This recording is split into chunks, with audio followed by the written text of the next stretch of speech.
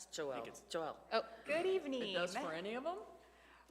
We're finding out where to point a They point clicker. the clicker. The clicker. clicker. To change the slides. Where do you point it when you use I've it? got it, but where do you point it at? You There? said that, Rebecca. Okay. All right, perfect. Well, welcome to this evening's school board meeting for October 27th work session. Just leaving We're us going and to doing take a roll call. presentation and all. Sure. One last chance to make it. Director Connard, Present. Cooney, Here. DeBeat, Present. LaRue, Present. Phillips, Present. Schneider, Present. and Sure. Present. We have a quorum. And Director Connard is joining us online. So, all right, please stand for the Pledge of Allegiance. I pledge allegiance.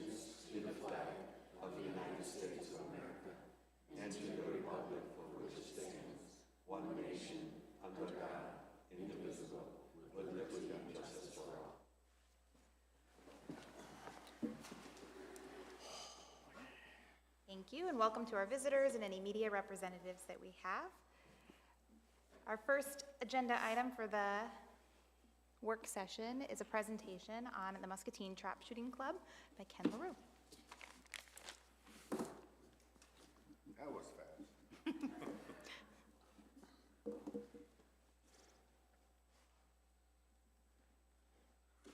Okay, so we just finished the fall part of fall season, which doesn't lead to like the state tournament or anything like that. That'll be in the spring. But first I want to give thanks to Clint and Aaron Castle and Mike Henson for helping to get this started. I kind of attended, and then I ended up getting bullied into coaching. So, but it's been a blessing, and it's gone really well. I can't tell you how much fun it's been. Seeing these kids go from kids that they couldn't have hit the ground when they first started if they shot, but now they're comfortable hitting targets. Half the target, some of them, and I think we ended up with 4 girls by the end of the last week. But that being said, I'll go back to my notes. So I also want to mention the help from the Isaac Walton members, the board there, which we could not have done this without them. They've been so helpful. John Boardman, Mitch Heidelbaugh, Tom Peck, Gary Dipple, and Ken LeClure, and I know there's some others that were out there on the weekend that we shot. Also a great shout out to Mark and Angie Henning. That's the Wilton connection. Mark is the coach, and his wife does everything else. They did such an amazing job, and you'll see in some of the pictures the kids shooting and that stuff. But without them, we could have never had our first meet. And they did so many categories that we couldn't help but win some of them. So that was they were so good, and we learned a lot from them. So we started off with all different levels of kids, several that had never shot a gun before, and they're all comfortable with a gun now.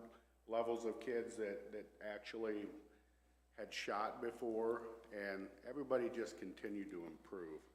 So we'll go through some pictures here. Those are all Muscatine kids. I think that one had to do with doubles, which none of our kids had ever shot before.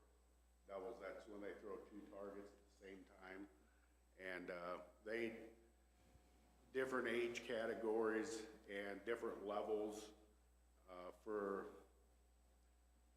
not each age group, but kind of each grade level in there. This is with some of the Wilton kids, and I don't remember which particular one this was for. I see Graceland in there, so I know it had the girls category in there. More pictures, they're looking into the sun, it looks like. So, and those are our t-shirts that we put on that say Muscatine Youth Trap Club, and it's got a picture of a clay target being shot. And you may have seen some of them around the school, because I know they have been wearing them.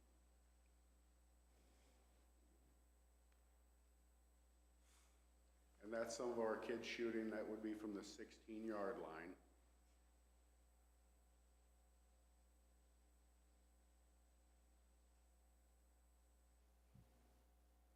And this is a video. This video was taken at the start of our fundraiser, which we did, and that turned out to be very successful. We raised like $11,500, something like that, but don't be misled, because it's a very expensive sport. And probably 5, maybe 6 of that will go to buying an indoor laser system so the kids can shoot throughout the winter.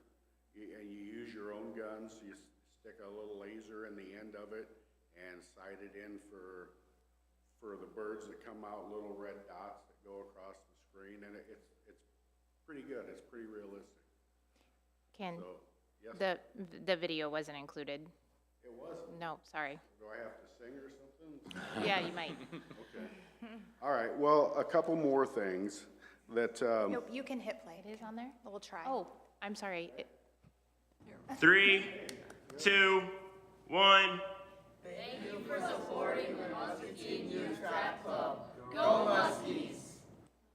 And that's probably about half of the kids that were there. We had, in the spring, we had, I think, 23 kids, and one was a senior, and I cannot remember her name, but she had a blast, and she was actually pretty good. She had never shot.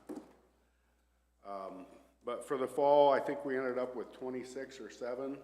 We have one senior, and he didn't shoot in the fall, Alex Hauk, because he played football.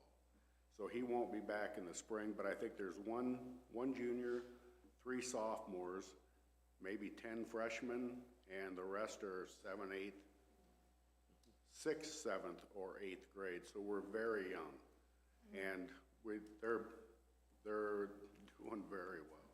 It's pretty exciting.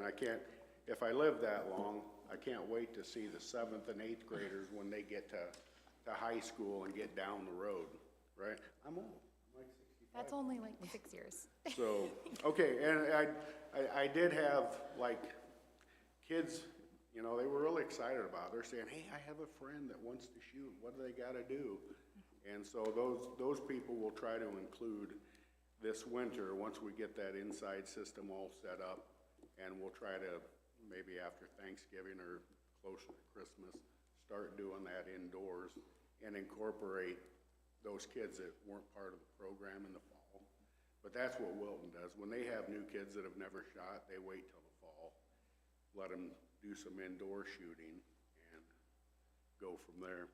So it set it up there, but I want to mention the names of the coaches that helped. Brad Kisner, Kurt Heidelball, Joe Bryant, Mike Manjoin, and John Gendrich. And I think that's all I mentioned. So, yep, that's it. Thank you. No, Ken. Stay up there so they can ask questions. Are there any questions? He's trying. Ken, because I don't know much of anything about with trap shooting, because you said something about it being an expensive sport. So are you talking because of the clays, because of the guns, what you have to do to rent facilities, or, you know, what's the Muscatine Isaac Walton League would be like our home facility or course, whatever. For that one meet that we did, the birds alone were like $380. And then the shells were probably at least twice that. Wow. So, and that's just for one meet. So it is an expensive So how many sport. meets do you have? Well, in the spring, we'll have to sign up for them. I would hope that maybe we can do 4 or 5 and have kids that actually go to the state tournament and shoot. So, yeah. We had, you know, when we started, I was lugging probably 12 shotguns there for kids that didn't have guns that were my own for them to use. But since then, I'm only taking like 4 or 5. They've all bought their own guns. Their parents are involved in it, buying them, you know, guns, over-unders, and semi-automatic so they can shoot and get used to their own gun. But yeah, it's not a cheap sport, and we'll need to do more fundraisers, and we're gonna be looking for sponsors to help out. So, yeah. Yeah, thank you. So Ken, you mentioned that you had one kid that was a football player, and he's gonna be coming in the spring. He won't be coming. Oh, that was last year. He That was he'll okay. graduate. Okay. So if you have kids that are multiple sport athletes, is there a time when they can shoot or not? We tried to accommodate that. We did have, like in the freshman group, we had 5 or 6 kids that were out for football. So I went out on Saturdays and had them come out and catch up instead of shooting. At practices on Thursdays, they each shoot 50 targets, 50 shells. And Saturdays, they'd come out and shoot 100, maybe a few more to try and catch up. Okay. We went on a Tuesday and had a few kids come out and catch up, but we stayed there till like 7 o'clock, so some of them made it out. We had other kids that were in volleyball, softball, and I think cross country, but that ended sooner. Yeah. He So was able to what gauge of guns do they shoot with? Does it vary? Well, some of the younger kids have started off with 20 gauge shotguns, but the majority use 12 gauge. Okay. Because there isn't a lot of difference between the 20 gauge kick and a 12 gauge. It's about the same load. Okay. So most kids are using 12 gauge. All right. Even the girls. And Ken, my question is, how do they qualify for, let's say, state competition? Everybody's eligible. You have to have at least documented 7 practices, I think, and so that you can prove they've shot, because sometimes someone might contest their ability. So you have to have proof that they did shoot, and somebody officially scored that, which we do every time they practice. Okay, thank you. Is this a sport that can go on to college, or is it more like a private entity that does this kind of thing? It absolutely is. There's, the Wilton program has had 5 or 6 kids that have gone on full ride scholarships Really? to various schools, yeah. Yep. Good. There's a lot of programs out there. I think there's like 100, maybe, schools that have trap clubs. Not necessarily schools, but associated. Right. So, but yeah, there's a lot of collegiate trap shooting kids that go on to be in the military and represent our country, shooting traps, skeet, that type of thing. Right. Yep. All right, thank you. Anyone else? Well, I'll say I've had a lot of individuals too that are really excited this is in Muscatine. So now we have some neighboring schools, I think, that are discussing it too, because it used to just be Wilton, and then they had a big waiting list, and so then now it's here as well, and so I know some of the other schools are definitely looking to follow suit, so Yeah, it's would nice like to see opportunities. Yeah, I would like to see like Louisa, Muscatine That's the one I'm do talking it, about, and yeah. maybe West Liberty. Because initially, we didn't know what our numbers would be, so we thought, ask L&M to join in, but we've had good numbers, probably as many as we would probably hope for. Yeah. Maybe 30. I remember the survey that first went out when the planning started, and it went out to just ask what the interest would be, and I think sometimes people indicate interest, but then when they go home and ask, maybe that's not the plan anymore, but the numbers really seem to mirror each other, so I think that's good. I think we had like maybe 34 or 5 that expressed interest when they put that out there for signups and that. And we had 26 or 7 follow through. Yeah. Pretty good. That's wonderful.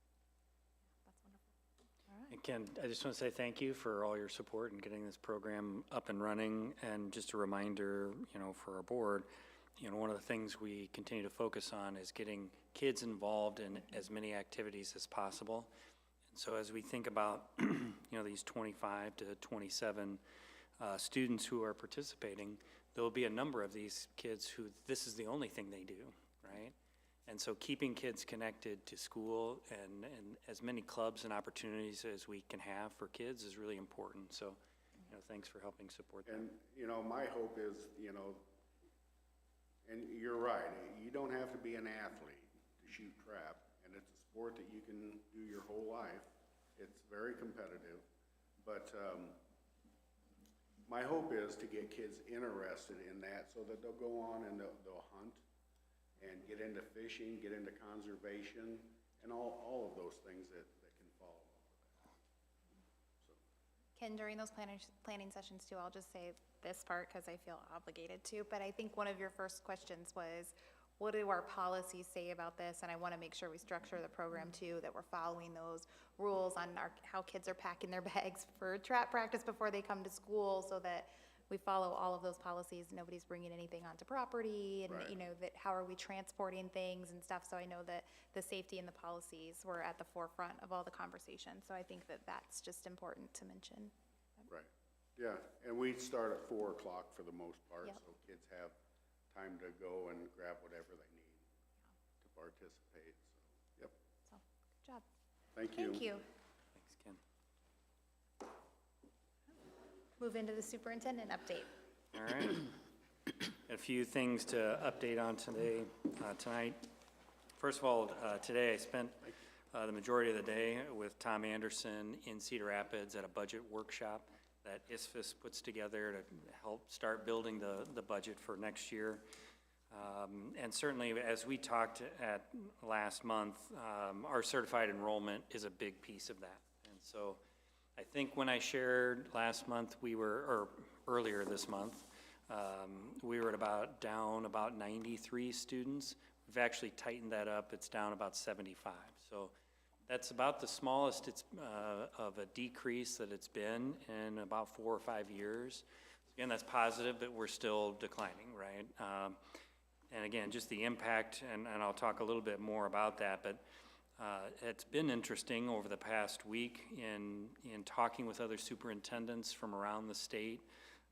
We had a MAC conference superintendents meeting, and all districts in that group except for Clinton are down students. PV is down, North Scott is down. When we look kind of at our UEN, those are our large districts across the state that were a part of that group. All but Waukee are down. And again, schools or districts that typically wouldn't be down. Today at the budget workshop, with all kinds of districts being represented there, the vast majority of the hands are going up. In those conversations, it's a lot about birth rate continuing to change. There's some conversations about housing, which, we've had some of those conversations as well. So this really is an issue this year across the state, not just us. So just, again, keeping in mind how, when we think about our budget and setting a tax levy, that student enrollment drives those numbers. There's really only 2 areas where, as a board, you have some flexibility. That's the management fund, and that's your cash levy. And again, we know the importance of our management fund in terms of our property casualty. There's a number of things that go in there. And cash, as Tom does a great job of explaining, we only collect property tax, from, I think, is September to May, and so there's those summer months where we're not necessarily bringing in revenue. Cash levy helps offset that. So one of the pieces that will be important as we talk about the legislative session this year, and we talk about this every year just because typically we're talking about some declining enrollment, is the importance of SSA, okay, and increased SSA amounts each year. And I know that's, from a state level, they want to try to keep that number as low as possible. But where it really has an impact when you have declining enrollment is the majority of these districts will then be on budget guarantee, which have been on budget guarantee. Depending on where the state comes in this year, probably will again.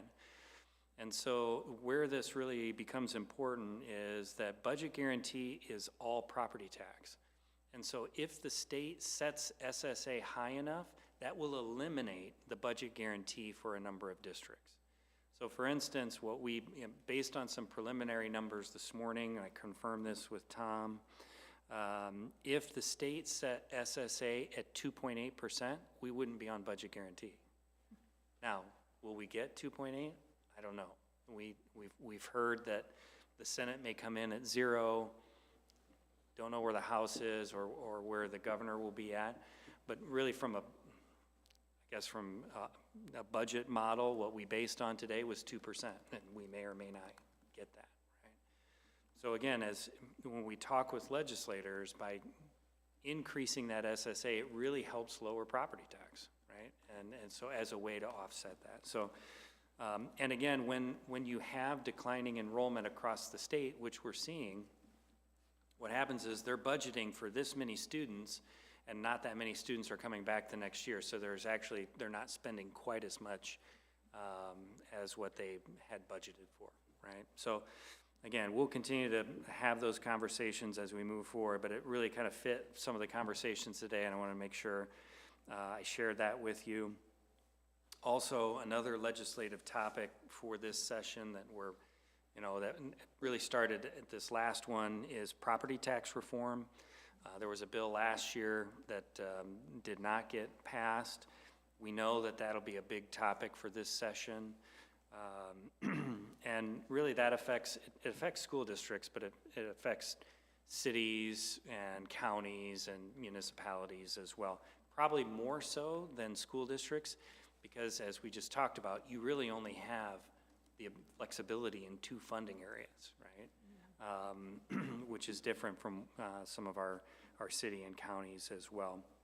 The way that last year's bill was proposed, essentially one of the impacts to school districts would be limiting the management fund, like how much carryover and how much you can levy on top of that. So essentially 180%.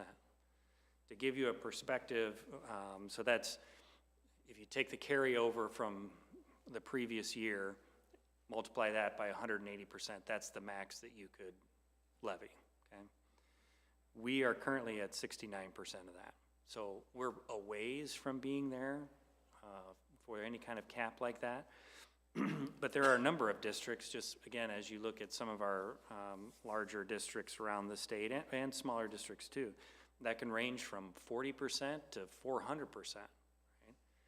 Now, again, and I know that does sound alarming, 400%. However, the management fund can be used to pay your premiums and your deductibles for storm damage. So what some districts have done is built that up, right? So that if they have a catastrophic event, they use the management fund to pay it down. So they've been kind of building that. Now, we know last year they came out with that special program to help that, I think it's a rain, hail, buy down piece from EMC, and we are participating in that. So that's a way to help offset that, but that's how some districts have built up a fund balance like that and how that could be used. So again, I think that's going to be a big topic that we'll want to keep an eye on with legislators. I wanted to mention too, as this will be coming up a little bit, as we get into calendar options for next year. So every year in January, we're bringing to you recommendations for the calendar for the following year. And so every year, we've done multiple scenarios. We put that out. We get feedback from parents. We get feedback from our staff. And we make some final, then usually we make some adjustments and then make a final proposal to the board, and you approve that in January. So we're going to have the typical calendar that looks just like this year that we kind of roll forward. It'll be very, very similar to that. We'll be working with the Teachers Association. We always usually let them come up with an option, and they kind of put some different pieces together for that. But I wanted to talk a little bit about an additional option that we will have this year. So as our District Environment Committee, which now we call our District Leadership Team, the conversation the last couple of years has been around professional development, and this past year, a lot of conversation about time for collaboration. And so as we were getting feedback on that and how do we maximize some of that time, one of the options this year will be a weekly 2-hour early release, but it'll be on a Friday. So the early releases, there are a number of districts, and I think in this district we've done it previously many years ago, and they can be at different times, sometimes in the morning, sometimes in the afternoon. The main concern around that is it's usually difficult for parents, right? What we've seen over the last couple of years when we've moved our professional development to Thursday afternoon and all day Friday, when it kind of connects to a weekend, it's a little bit easier for families to make that transition. Some districts around us have moved, and many of them are doing a 2-hour early release, and they might do it on Wednesday or whatever, but we have some that have switched to a Friday model like this, and the feedback has been positive. So that will be an option. That doesn't mean that's what's gonna get selected and recommended, but that will be an option. So we'll get feedback on that, again, from our staff, from our parents. We'll bring that to you and make some decisions. The positive side of that early release is you're consistently every week dedicating some time to staff, for staff learning, for collaboration and working in the rooms, for student support teams. All of those things take time, and having that consistent time each week is really helpful. So I want to make sure as those options start getting out there that you've at least had some information on that. We've had some conversation. Then a couple other quick pieces. One is just with the current federal shutdown and some conversations around federal funding. We just wanted to talk about that a little bit. Right now, what we know is that the proposed budget for next year from the federal level looks to significantly reduce funding from the federal level. So right now what's proposed, which again doesn't mean that's what's going to get approved or finalized, is there's really only, it eliminates a majority of the title funds except for Title I and some Title IV. So Title II is eliminated in this proposed, at least what's currently being proposed. Title II we use for class size reduction. So those funds would go away and we either have to absorb that or eliminate those positions. There's career and technical funds that would be a part of that elimination process. And again, special education funding also looks to be unaffected. So it won't go up, but it's not going down in the proposed budget. The other piece of that is there's been some conversations about how that money is allocated to states. The state of Iowa has already applied for what they call the unified application, which would essentially, all those federal dollars would come to the state, then the state would distribute those in the manner that they saw fit.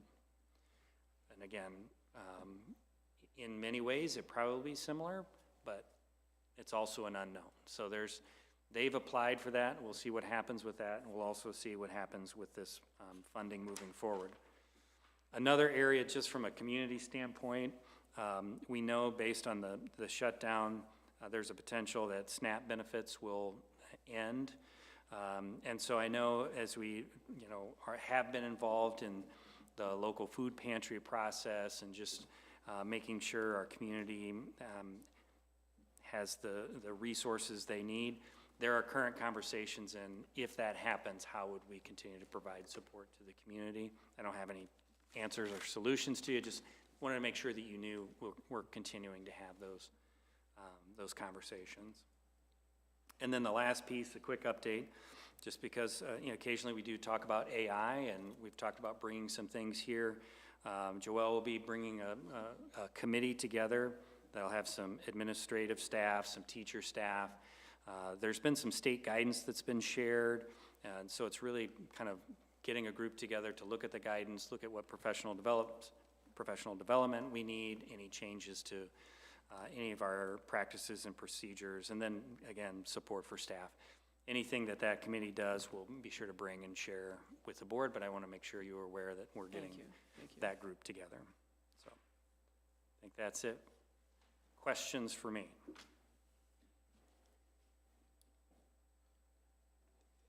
Clint, one of the questions that I'd like to ask here is, assuming that model of that 2 hours every Friday with the calendar will be the final one, does that affect the number of days, meaning the starting day and the ending day for the school year?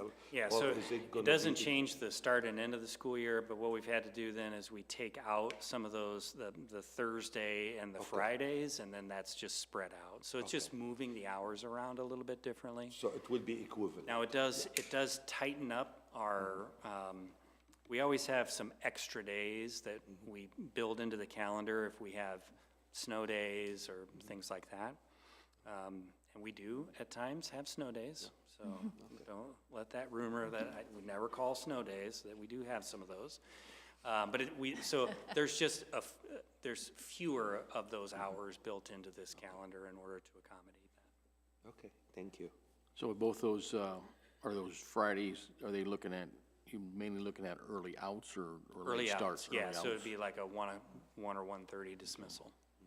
So if that, I mean, has this been presented to teachers and staff? Yeah, I'm sharing it with you. We're meeting with teachers on Wednesday. Because, I mean, is that considered mandatory? Can teachers take Fridays off then? I mean, I think there's a lot of, Yep, I mean, it's the problem we have now for Thursdays and Fridays. Right, but that this would be We every- don't have those as blackout days, and so they do have some options, but having that consistent resource. No, I and think again, that consistency if is- somebody is gone every single Friday afternoon, that's probably a different conversation. right, but I mean, it won't, yeah, I guess that's just something.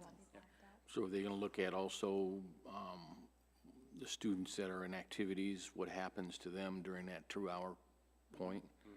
You know, where do they go, or we have somebody, an associate, have a study hall for them or something like that? or- Right. Okay.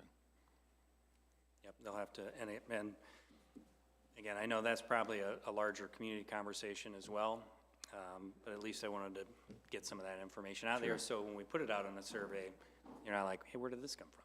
Yeah. So, but again, it's not just, we decided, in conversation with teachers, and really how do we maximize some of that time for collaboration and professional development, this is just an option we want to pursue and get feedback on. So Do some any- of it could be for professional development, and some of it is more for just the collaboration part of it. Right, so So- there might be one week where it's going to be building professional development. There could be another week that it's more teacher collaboration teams, grade level teams, those kind of things. We can just rotate through that. Are there any districts that do Mondays late starts? Keeping it on the weekend, but Mondays? doing, I'm not just curious, I'm of thinking out loud, Mondays. And mostly it's Wednesdays and Right. now Fridays. And L&M used to do Mondays, but they just moved to Fridays, I think. I don't know, it's maybe been a couple years now, but yeah, they Yeah, just moved. and again, my understanding is when folks have moved to a Friday, the I don't know. feedback from parents has been pretty positive in terms of impact. I want to just mention this as just a piece of information, since you talk about the AI. One of the webinars that I watched from the Iowa School Board Association about AI, I would say that's a huge and a great start, where most probably it gives a lot of information on a lot of ways of the use of AI in schools, at the school level and so on. I think that's just a recommended, most probably webinar to watch, especially when you start that discussion. Yeah.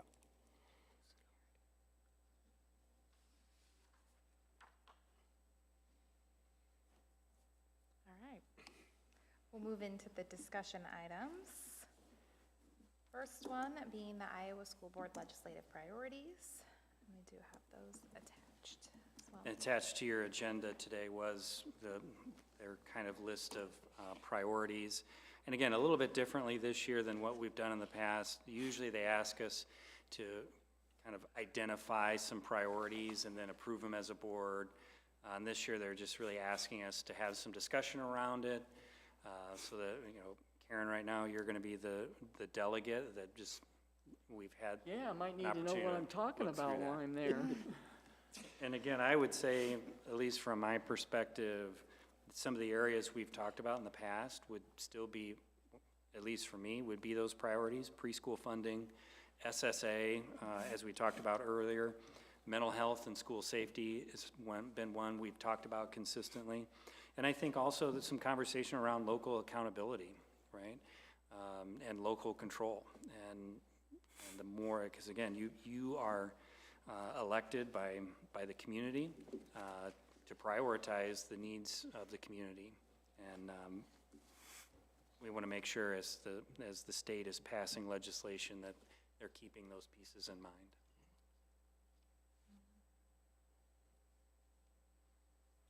Reading through these, I thought one of the ones I really drew my attention to is the professional development and retention.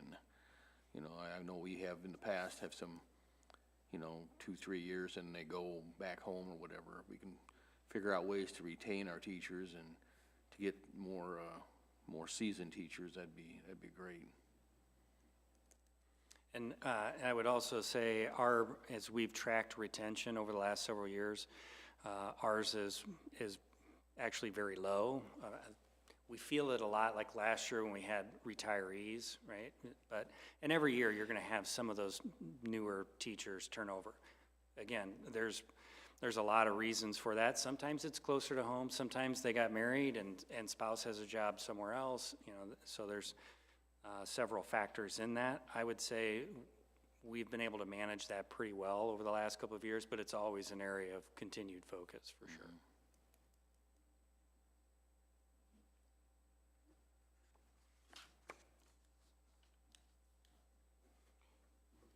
So the intention, Clint, is not to pick like what we used to do in previous years, 2 or 3 Correct. ones. Because I see also like when I went through that list, they're not coming up with like in previous years with almost 20 different goals and so on. It's only mainly 8 of them and talking about that. So about each one of them in more details. So yeah, I see like 7 is the one with the SSA, which is important, and I see. I'm not quite sure about, and I was like thinking about with the change in the state law. In the state what? In the state laws. I mean, when we talk about which one, let me just look at which one, because one has something to do with diversity. And I thought like they're saying, at the state level that this is not something that you can do in public education. And I noticed one of them, I don't remember which one now. Well, I think the one on diversity was just diversifying surfaces. It didn't have to do with diversity in like a demographic way. Uh-huh. Right? Or was it somewhere else? No, here, number 3, we believe that expanded opportunities through public schools will provide students with diverse and engaging educational experience. So that has something to do with diversity, because in order to achieve that, you have to think of very diverse ways of, again, reaching out to students, but also to diverse community and student populations. So that's how I take it. And I wasn't sure like if this is something that can be done or not. Yeah, it certainly would have to fall within the existing guidance and legislation as it exists today.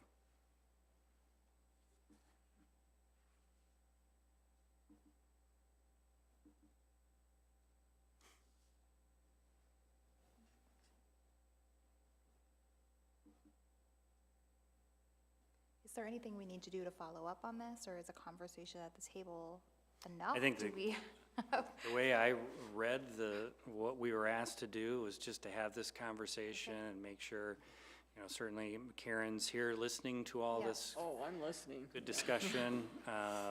And then, in the end, what always happens is you get to the delegate assembly, you have the conversations, and they kind of narrow it down from there anyway. So I think it's important that just that at least Karen has had an opportunity to listen to you talk about what is important. Yeah, and if anybody has any outside of now, by the time we get up there, just let me know. Well, I think we continuously talk about preschool and that early literacy and fully funding preschoolers. I know with other reductions and uncertainty of funding or where funding will actually come through, even as we look at a few of these that are currently coming out of education pots, we don't know that that will happen forever. So I don't know how you even go prepared to talk about some of these things, but I do think that understanding that will be a little bit necessary.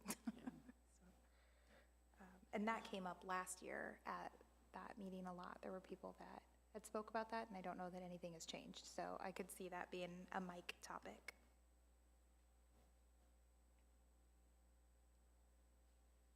And Kim, you're the backup, so you got to be listening too, just in Yeah. case. I got it.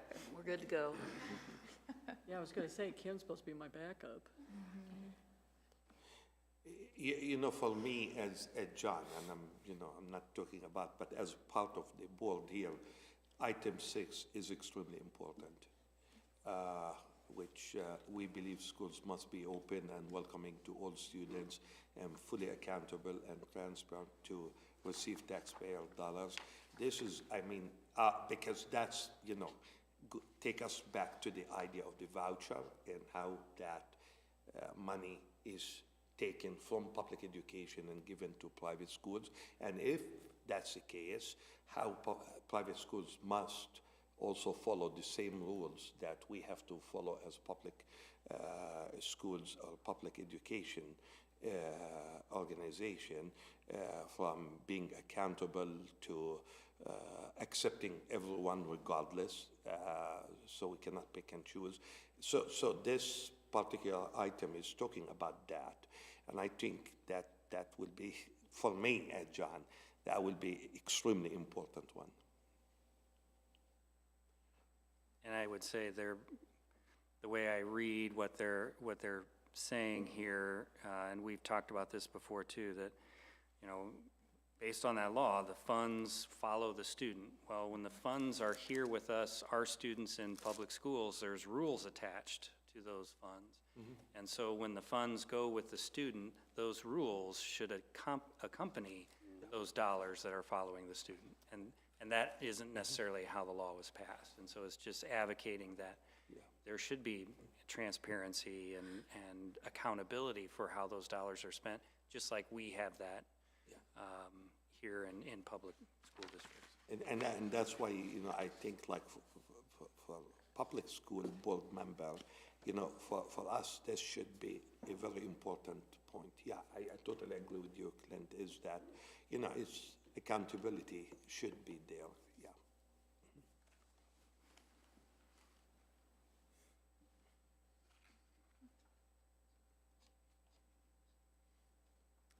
Did I not see attendance on here at all? School attendance is on there somewhere. In one of their priorities at the, Somewhere, yeah. Absenteeism, that's on the bottom of number 4, which starts at the top of page 5.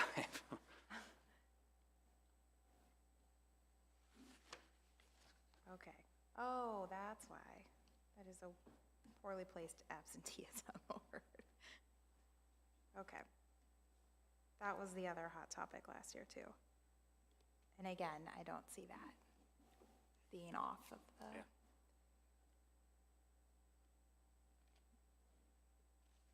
It was nice last year that I did get to share at that meeting that the progress that our district has seen and how some of that has worked. There's always circumstances that don't apply to everyone, right? And so there were a lot of personal stories shared from some of our more rural districts too, and when students can't be in school because of other obligations and things too around family, business and things like that. So it was nice to be able to kind of share the other side of it, that we have seen benefits and a little bit ahead of the curve, so it's good. For sure.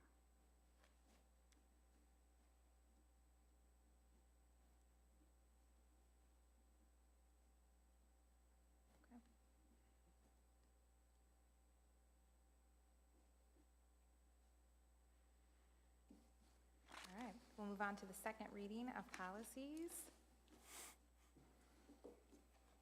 We have our policy 211 for open meetings, policy 804.05, the stock prescription medication supply. Is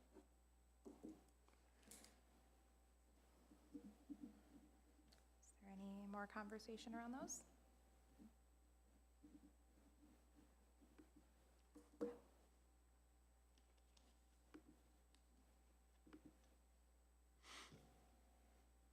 Oh, my computer is spinning. Okay. We're going to move into our closed session. We will need a roll call vote to do that. Sure. Oh, Before we do that, I wanted to read the list of the kids on the team. Can I still do that? I think so.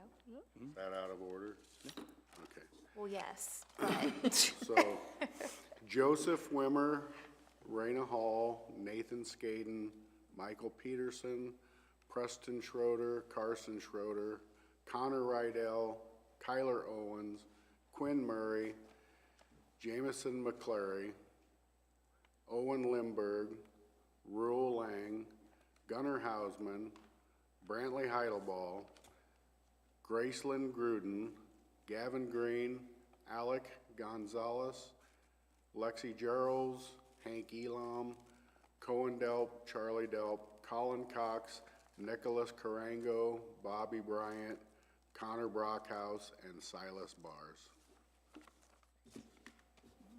well, we wish them luck this spring and hopefully this winter as they get to use your new device. All right. We'll take a roll call to go into closed session. Sure. Conard, Aye. Cooney, Aye. LaRue, Aye. DeBeat, Aye. Phillips, Aye. Schneider. Sure. Aye. All right. We'll reconvene here when